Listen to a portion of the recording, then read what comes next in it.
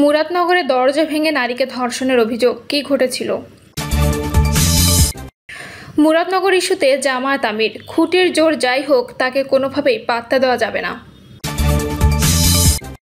জনতার হাতে তুলে দিয়ে হেনস্থ করাকে ন্যায় বিচার বলা চলে না, বলছেন জোনায়েদ সাকি। এবং সর্বশেষ জানাবো, 2 মামলায় পিবিআই এর তদন্ত নির্যাতনকালে লুটও করে আওয়ামী লীগ নেতাকর্মীরা। শুনছিলেন সংবাদ শিরোনাম, এবারে বিস্তারিত। মুরাদনগরে দরজা ভেঙে নারীকে ধর্ষণের অভিযোগ, কী ঘটেছিল? কুমিল্লার মুরাদনগরে একটি গ্রামে বসত ঘরের দরজা ভেঙে এক নারীকে ধর্ষণের অভিযোগ পাওয়া গেছে। এই ঘটনায় দুপুরে মুরাদনগর থানার মামলা করেছে ওই নারী। পরে মামলার মূল আসামি ফজর আলীকে রাজধানীর সায়েদাবাদ থেকে গ্রেপ্তার করেছে পুলিশ। সকালে বিষয়টি গণমাধ্যমকে নিশ্চিত করেছেন কুমিল্লা জেলা পুলিশ সুপার। মামলার এজাহার ও ভুক্তভোগী ওই নারীর সঙ্গে কথা বলে জানা যায়, প্রায় 15 দিন আগে স্বামীর বাড়ি থেকে বাবার বাড়িতে সন্তানদের নিয়ে বেড়াতে আসেন তিনি। রাত আনুমানিক 10টার দিকে ফজর আলী নামের এক ব্যক্তি তার বাবার বাড়ি গিয়ে ঘরের দরজা খুলতে বলেন। এ সময় তিনি দরজা খুলতে অস্বীকৃতি জানান। এক পর্যায়ে ওই ব্যক্তি ঘরের দরজা ভেঙে ভেতরে ঢুকে তাকে ধর্ষণ করেন। ওই নারী বলেন, টাকা ধার নেওয়া নিয়ে ফজর আলীর সঙ্গে তাদের পরিবারের পরিচয় ঘটে। এই সূত্র ধরে ফজর আলী বাড়িতে প্রবেশ করে। ওই নারীর পাশের বাড়ির এক সদস্য বলেন, বৃহস্পতিবার রাতে ওই বাড়িতে অনেক শব্দ হচ্ছিল। আমি ভয়ে দৌড়ে গিয়ে লোকজন ডেকে নিয়ে আসি। লোকজন গিয়ে দেখেন দরজা ভাঙা। পরে আমরা ভুক্তভোগীকে উদ্ধার করি। নাম প্রকাশ না করার শর্তে স্থানীয় এক ব্যক্তি বলেন, ঘটনার সময় ফজর আলীকে স্থানীয় লোকজন আটকে মারধর করেন। পরে তাকে কুমিল্লা শহরের একটি হাসপাতালে নিয়ে যাওয়া হয়। ওই হাসপাতাল থেকে ফজর আলী পালিয়ে যান। পরে আজ তাকে ঢাকায় সায়েদাবাদ থেকে গ্রেপ্তার করে পুলিশ। এই ঘটনার একটি ভিডিও ফেসবুকে ছড়িয়ে পড়ে। এরপর এ নিয়ে সমালোচনা শুরু হয়। মুরাদনগর থানার ওসি জাহিদুর রহমান বলেন, ফজর আলীকে আসামি করে মামলা হয়েছে, বাদীর স্বাস্থ্য পরীক্ষাও শেষ। এরপরই নারীকে ধর্ষণের ঘটনার ভিডিও ভাইরাল করে 3 জনকে গ্রেপ্তার করেছে পুলিশ। রাত 1টার দিকে কুমিল্লা জেলা পুলিশ সুপার নাজির আহমেদ খান স্বাক্ষরিত সংবাদ মাধ্যমে পাঠানো এক বিজ্ঞপ্তিতে এ তথ্য জানানো হয়। পরে আরও একজনকে গ্রেপ্তার করা হয়। কুমিল্লা পুলিশের এক সংবাদ বিজ্ঞপ্তিতে বলা হয়, 26শে জুন রাতে মুরাদনগরের রামচন্দ্রপুর 5 কিত্তা গ্রামের ফজর আলী একজন প্রবাসীর স্ত্রীকে ধর্ষণ করার অভিযোগে এলাকার লোকজনের হাতে আটক ও প্রহৃত হন। পরবর্তী সময়ে আহত ফজর আলী সেখান থেকে পালিয়ে যান। ঘটনাস্থলে উপস্থিত কিছু লোক তাৎক্ষণিকভাবে ভিকটিমের ভিডিও ধারণ করে সামাজিক যোগাযোগ মাধ্যমে ছড়িয়ে দেয়। মুরাদনগর ইস্যুতে জামায়াত আমির, খুঁটির জোর যাই হোক তাকে কোনোভাবেই পাত্তা দেওয়া যাবে না। কুমিল্লার মুরাদনগরে ঘরে ঢুকে গলায় ছুরি ধরে এক নারীকে ধর্ষণের ঘটনায় তীব্র ক্ষোভ জানিয়েছেন জামায়াত ইসলামীর আমির ডক্টর শফিকুর রহমান। খুঁটির জোর যাই হোক তাকে কোনোভাবে পাত্তা দেওয়া যাবে না জানিয়ে নারীর উপর পাশবিক নির্যাতন ইস্যুতে নিজেদের অবস্থান তুলে ধরেছেন দলটির প্রধান নেতা।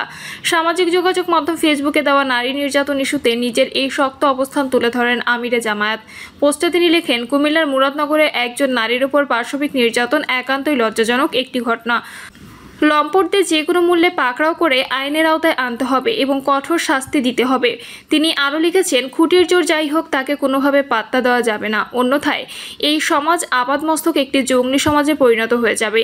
এদিকে এই ঘটনায় অভিযুক্ত প্রধান আসামি ফজর আলীকে রাজধানীর যাত্রাবাড়ি এলাকা থেকে গ্রেপ্তার করেছে পুলিশ। তারও আগে ভিডিও ভাইরাল করা 3 জনকে গ্রেপ্তার করা হয়েছে।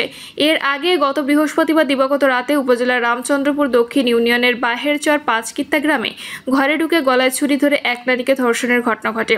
পরে ধর্ষণের ভিডিও সামাজিক যোগাযোগ মাধ্যমে ছড়িয়ে পড়ে। নির্যাতনের 51 সেকেন্ডে সে ভাইরাল হওয়া ভিডিওতে দেখা যায় বিবস্ত্র অবস্থায় 10 থেকে 12 জন যুবক ওই নারীকে মারধর করছে। এ সময় ওই নারী বাঁচার জন্য চিৎকার করলেও কেউ তাকে রক্ষা করেনি। জনতার হাতে তুলে দিয়ে হেনস্থ করাকে ন্যায় বিচার বলা চলে না, বলছেন জোনায়েদ সাকি। অপরাধীকে আইনের আওতায় না এনে জনতার হাতে তুলে দিয়ে হেনস্থা করায় কোনোভাবেই ন্যায় বিচার বলা চলে না বলে মন্তব্য করেছেন গণসংহতি আন্দোলনের প্রধান সমন্বয়কারী জোনায়েদ সাকি। তিনি বলেছেন, মব সন্ত্রাস নিয়ন্ত্রণে সরকারের ব্যর্থতা কোনোভাবেই গ্রহণযোগ্য নয়, শুধু বিবৃতি দিয়ে দায় এড়ানো যাবে না। দুপুরে খুলনা শহরের গণসংহতি আন্দোলনের জেলা কার্যালয়ে এক সভায় এসব কথা বলেন জোনায়েদ সাকি। তিনি বলেন, বিচার ও সংস্কার ত্বরান্বিত করে সুষ্ঠু নির্বাচনের পরিবেশ তৈরি করা সরকারের অগ্রাধিকার হওয়া উচিত। সারা দেশে আইন শৃঙ্খলা পরিস্থিতি এখনও মানুষের জন্য উদ্বেগের বিষয়। মব সন্ত্রাস, উদ্দেশ্য প্রণোদিত মামলার প্রবণতা ও পুলিশের নিষ্ক্রিয়তা জনগণের আন্দোলনের অর্জনকে ক্ষুণ্ণ করছে বলেও মন্তব্য করেন তিনি। তিনি আরও বলেন, খুলনায় গত 1 মাসে একের পর এক খুন, গুলি, ধর্ষণ ও লাশ উদ্ধারের ঘটনা ঘটেছে, যা উদ্বেগজনক। আইনশৃঙ্খলা রক্ষাকারী বাহিনীর ব্যর্থতা জবাবদিহির আওতায় না আনলে নিরাপত্তা নিশ্চিত করা সম্ভব নয়। 2 মামলায় পিবিআই-এর তদন্ত, নির্যাতনকালে লুটও করে আওয়ামী লীগ নেতাকর্মীরা। ছাত্র জনতার আন্দোলনের সময় সড়কে সশস্ত্র অবস্থান নেওয়া আওয়ামী লীগের নেতাকর্মীদের কেউ কেউ লুটেও অংশ নিয়েছিল। আন্দোলনকারী বিরোধী রাজনৈতিক দলের লোক অথবা পূর্ব বিরোধ রয়েছে এমন লোকদের সামনে পেলেই মারধর ও আগ্নেয়াস্ত্র থেকে মোবাইল ফোন, স্বর্ণালংকার ও টাকা ছিনিয়ে নেয়। লুটের শিকার হওয়াদের একজন জাতীয় পার্টির লালবাগ থানার সভাপতি মোহাম্মদ রাজেশ গনি। রাজধানী ধানমন্ডিতে আগ্নেয়াস্ত্র ঠেকিয়ে ও আঘাত করে তার সবকিছু ছিনিয়ে নেয় আওয়ামী লীগের নেতাকর্মীরা। এছাড়া বিএনপি রাজনীতিতে যুক্ত যেসব ব্যবসায়ী বিভিন্ন সময় আওয়ামী লীগ ক্যাডারদের চাঁদা দেয়নি, আন্দোলন চলাকালে তাদেরও টার্গেট করে মারধর করা হয়েছে। এমন তথ্য উঠে এসেছে পুলিশ ব্যুরো অব ইনভেস্টিগেশনের তদন্তে। ওই আন্দোলন ঘিরে রাজধানীর ধানমন্ডি ও রামপুরা থানায় হওয়া 2টি হত্যাচেষ্টার মামলার তদন্ত শেষে গেল মেতে আদালতে চার্জশিট জমা দিয়েছে পিবিআই ঢাকা মেট্রো দক্ষিণ। চার্জশিটে আওয়ামী লীগের 16 নেতাকর্মীকে অভিযুক্ত করা হয়েছে। এর মাধ্যমে আন্তর্জাতিক অপরাধ ট্রাইব্যুনালের বাইরে পুলিশের কোনো সংস্থা বৈষম্য বিরোধী আন্দোলনের মামলার চার্জশিট দেওয়া শুরু করলো। জানতে চাইলে পিবিআই প্রধান অতিরিক্ত আইজিপি মোহাম্মদ মোস্তফা কামাল বলেন, বৈষম্য বিরোধী আন্দোলন ঘিরে 2টি মারামারির মামলার চার্জশিট দেওয়া হয়েছে, বাকি মামলাগুলো আস্তে আস্তে চার্জশিট দেওয়া হবে। সূত্র বলছে, আন্দোলন চলাকালে ছাত্র জনতার উপর গুলি ও নির্যাতনের ঘটনায় সারা দেশে হত্যা চেষ্টা ও ভাঙচুরের ঘটনায় 1000-এর বেশি মামলা হয়েছে। এসব মামলার মধ্যে পিবিআই তদন্ত করেছে 195 মামলা। জানা গেছে, জাতীয় পার্টি লালবাগ থানার সভাপতি মোহাম্মদ রাজেশ গনি ধানমন্ডি থানায় গত বছরের 18 আগস্ট হত্যাচেষ্টা ও স্বর্ণালংকার টাকা পয়সা ছিনিয়ে নেওয়ার মামলা করেন।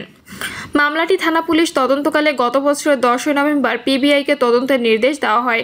মামলা সূত্রে জানা গেছে, গত বছরের 4 আগস্ট বিকালে রাজেশ গনি রিকশায় ধানমন্ডি নিজ বাসা থেকে ইবনে সিনা হাসপাতালের উদ্দেশ্যে রওনা হন। ধানমন্ডি জিগাতলা 7 মসজিদ রোডে জাপান বাংলাদেশ ফ্রেন্ডশিপ হাসপাতালের প্রধান গেটের সামনে পৌঁছামাত্র যুবলীগ ও আওয়ামী লীগের নেতাকর্মীরা তাকে ধরে মারধর করে।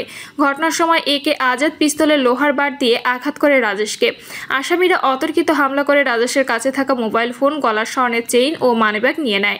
সব মিলে তিনি প্রায় 69,800 টাকা জিনিস খোয়ান। আহত অবস্থায় রাজেশকে আশপাশের লোকজন রিকশা করে ঢাকা মেডিকেল কলেজ হাসপাতালে পাঠায়।